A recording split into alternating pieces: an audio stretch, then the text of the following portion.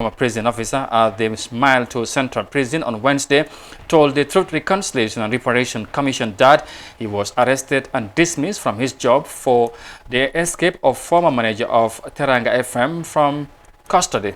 Abdullah Cisse was arrested and tortured in 2015 and charged with sedition before he subsequently escaped while in hospital.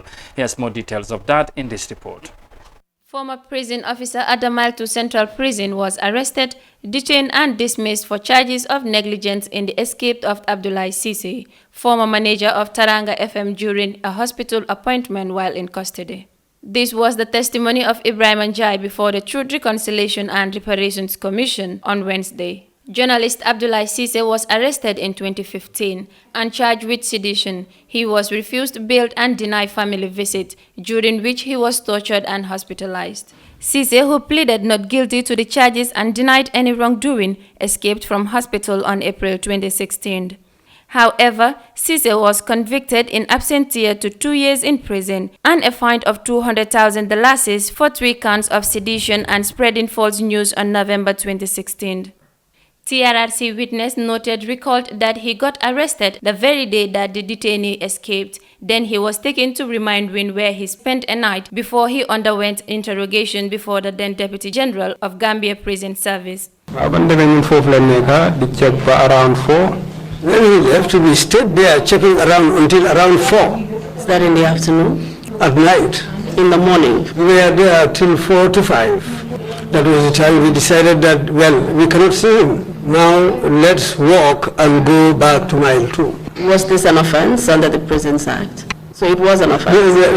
At the prison, any prison officer, if an inmate escapes, well, that's what we will expect. Well, that's how we saw it.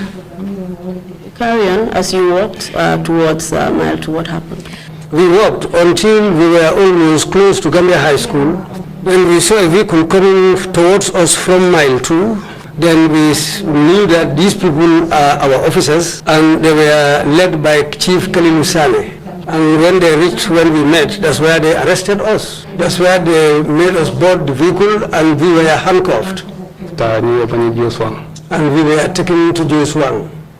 Njai testified that he was denied all forms of privileges and rights that should have been accordance to a detainee on a normal circumstance. It went up to the level that if they wanted to send you to a certain place for posting, they will ask you what tribe you are.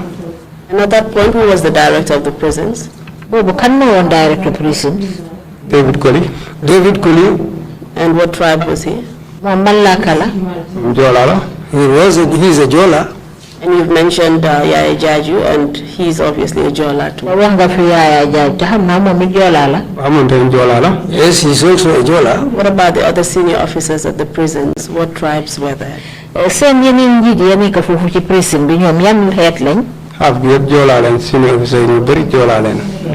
them were Jola, and most of the senior officers there, in fact, are Jola.